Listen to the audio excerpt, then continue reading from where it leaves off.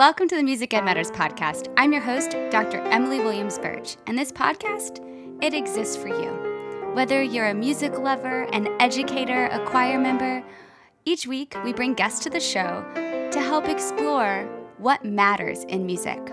I'm so glad that you're here. Welcome to the show. Hello, and welcome to the first ever Motivational Monday moment on the Music Ed Matters podcast. Alliterations for my teacher friends. I had this idea this weekend while doing one of my hobbies, and I thought, wow, my friends could really use a little bit of motivation, and I had something that really rang on my heartstrings, and so I'm going to share it. This is something I've been journaling about and thinking about, and so if you are looking for just a little shot of adrenaline, welcome to your Motivational Monday moment on the Music Ed Matters podcast with Dr. Emily Williams Burch. I'm really excited that you're listening for a second. I want to talk to you about motivation. What is it? Motivation is often fleeting. It's something that comes and goes for most of us. And what keeps motivation showing up is the discipline and the habits that you build into it. So the discipline to do a certain thing every single day is actually something that becomes because you find the motivation and then you build it into a habit. So when the motivation goes away and you really don't want to be disciplined, it's a habit. That's a whole nother conversation, but let's talk about what you're doing to fill your cup, because that's where motivation starts for me. If I feel empty, if I feel tired, if I feel, Zoom fatigue, which many of us are feeling, or pandemic fatigue, which a lot of us are also feeling, and the unknowns are still ahead, I know that if I don't take a moment and fill my cup, that I'm not going to be the best version of myself for my students, for my friends, for my family, for you. And so I want to ask you right now, what is filling your cup?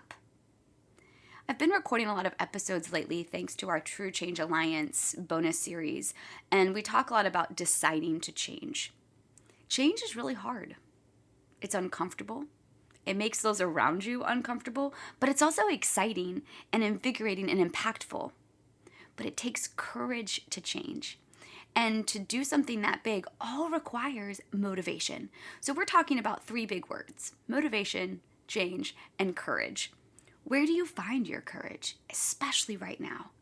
How do you find time to imagine and design and prepare to have the courage to make the change and to stay motivated through all the crazy discomfort that comes with these type of things?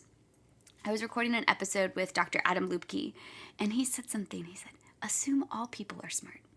And then I was recording another one with Dr. Frances Fonza Smith, and she said life-changing pivotal moments happen all the time. For hers, it happened at a panel discussion. Oh my goodness, y'all, these two episodes were recorded back-to-back days, and I had this ding moment. No wonder so many of our cups are empty right now. In addition to just pandemic fatigue, we are not going to conferences and sitting around the table and having these pivotal moments where everyone around you is just assuming that you're smart, and everyone around you is assuming that you're there because you love what you are there for, and you're having these changing moments on the inside. It's the friends. I'm missing the friends. I think even introverts can resonate with that. Like the energy that comes from sitting down at a table and having those unexpected pivotal moments. So I'm giving you 4 things. Drink the water because you're probably dehydrated. That's just common sense. Listen to the podcast. You're doing a great job. Do the research and attend the event. Now, I say all of this because I think the space to imagine and envision where you're going to go is going to fill your cup, at least for me, to get through this pandemic fatigue. And so if you haven't taken a moment to stop and imagine, what am I going to look like in 6 months? Or maybe you're just too tired to even get creative with that. That's okay. I'm just giving you some ideas. Maybe it's a friend thing. Maybe you need to go to a conference. Drink the water, listen to the podcast, do the research, and go to the event. Change will either happen to you, or you can be proactive and you can decide to make the change happen. I've already said it, but I'm saying it again.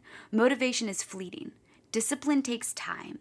It's work, but the habits that come of filling your cup, of taking time to imagine, of engineering the design, and then rinsing and repeating, doing this all the time, that's what will continue to fill our cups and make us the best possible versions of ourselves, the most resilient versions of us.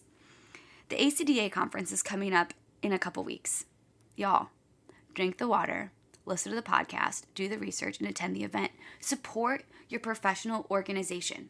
Chorus America Conference is coming up in June. Stretch your brain, support your professional organizations. For us as musicians, these professional organizations offer so many resources and events and things to do. I was talking to my husband about this. He's an engineer. They just pay to be in these professional organizations and not necessarily get much out of it.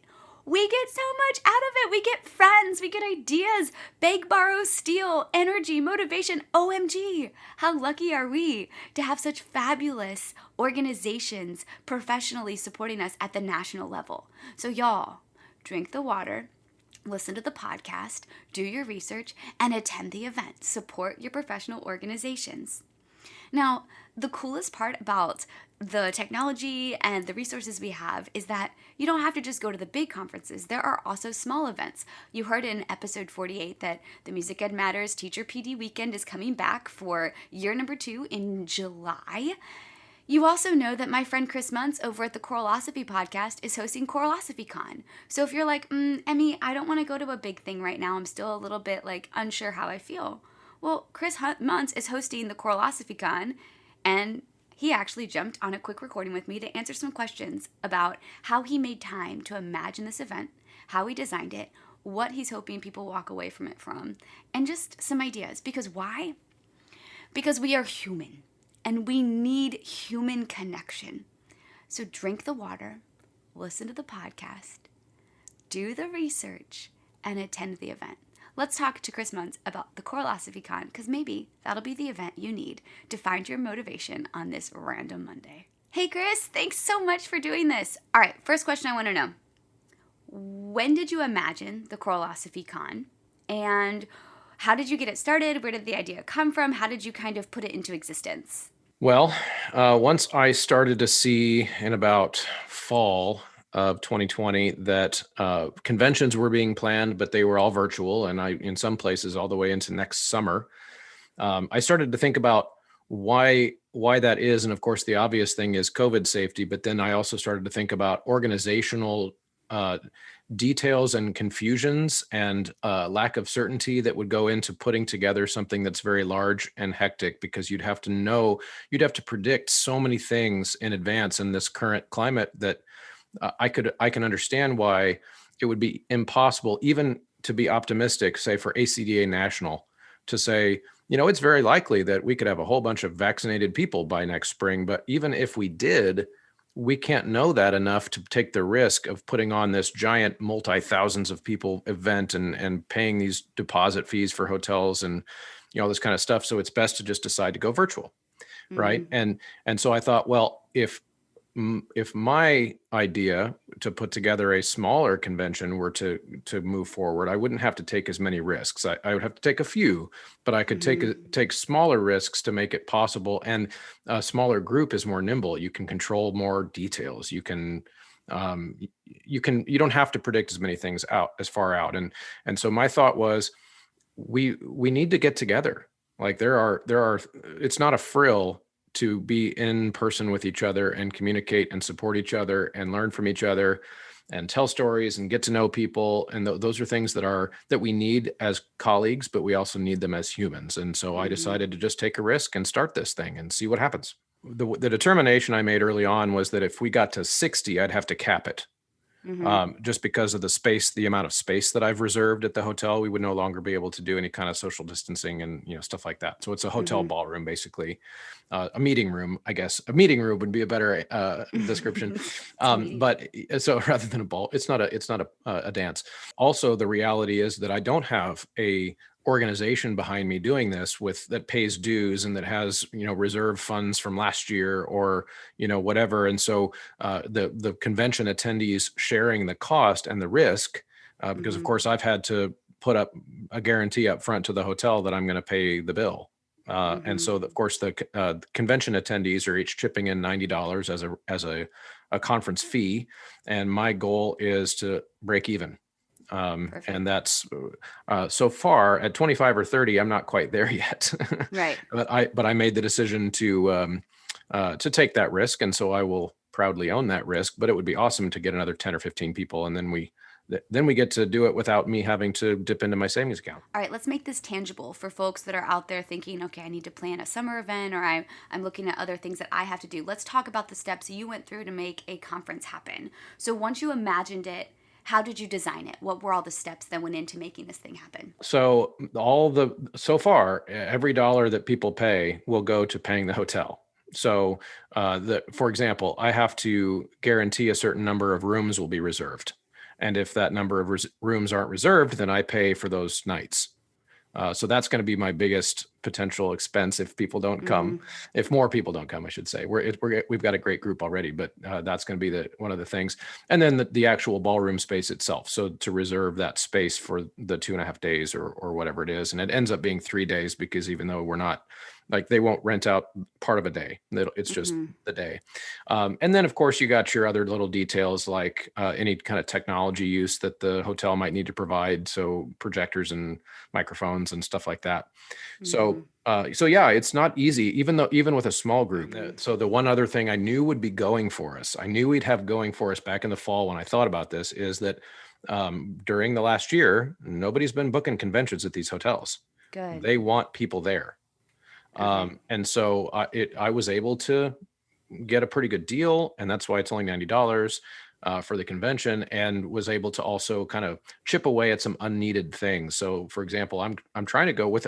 Here's what I was thinking: if there's 40 people, say, we don't really need a microphone. There's not that many people, so you get. Why would I pay the hotel an extra $300 for the weekend to get a microphone set up when there's not that many people, and we'll just talk? And then how much can I just bring my own computer and my own, mini projector and try to do as many things as I can on my own? And I asked them about that, and they just don't care. Okay. Under normal awesome. circumstances, they might care, but right now they're just excited to have a little event happening. I had a couple ideas of cities early on. So I made a little Facebook group for people who I thought they might be interested several months ago. And I put Denver in the mix. I put Atlanta in the mix. And I can't remember what other city, maybe Chicago or something in the mix. But thinking about cities that are kind of airport hubs, because people who might be flying from different places, you can tend to get a cheaper ticket into those types of cities. And so there was nothing special about the location other than several airlines fly nonstop to Atlanta. I love it. And so that ended up being the deciding factor. Plus, I was able to find a reasonable rate for a hotel. So what I did was I basically went out to kind of immediately surrounding the Denver airport and immediately surrounding the Atlanta airport for options of places to go, and found a pretty good deal at the Four Points Sheraton, and they were open to doing the event. So that decided it. That's perfect. And I love that there's free parking, free Wi-Fi, and free shuttle to and from the hotel, which is a game changer for so many people. Tell me more about these unique setups, how you're making this a different type of conference. What are these sessions going to look like, and why would someone want to attend this event?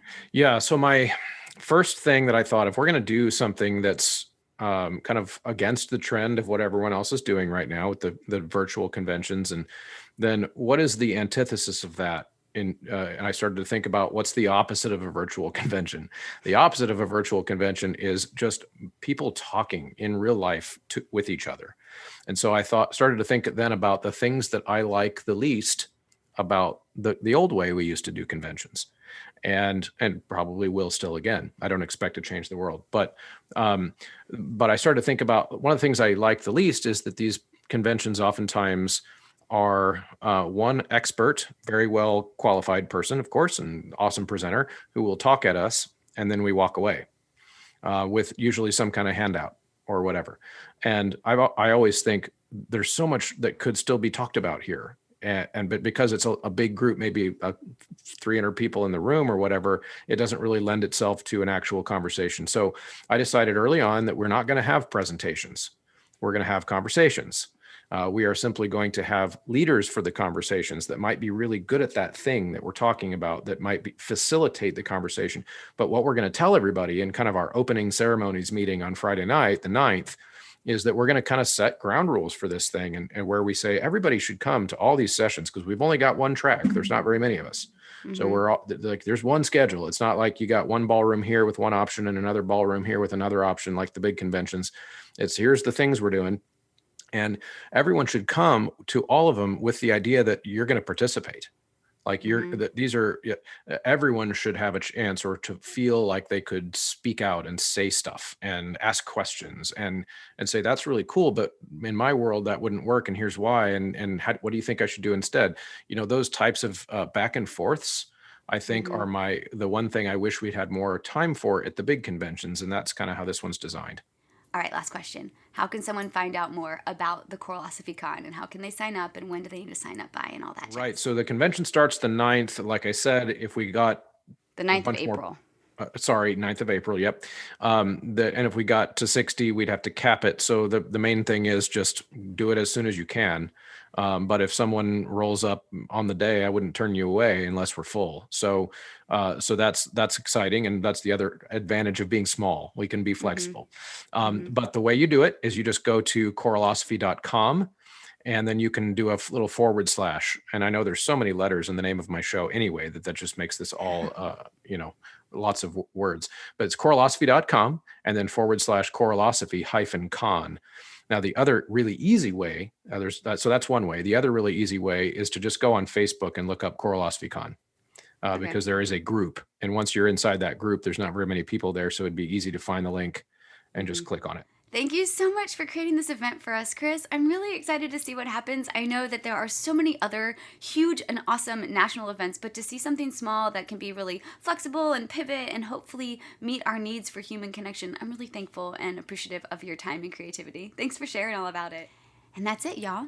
First ever Motivational Monday moment on the Music Ed Matters podcast. What's motivating you? What do you need to fill your cup?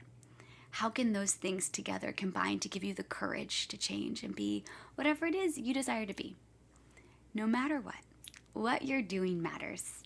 Even if it's just sitting there filling your cup by resting, that's okay. We are here to support you. We all know that music matters. And I can't wait to see you next time on a full episode of the Music Ed Matters podcast.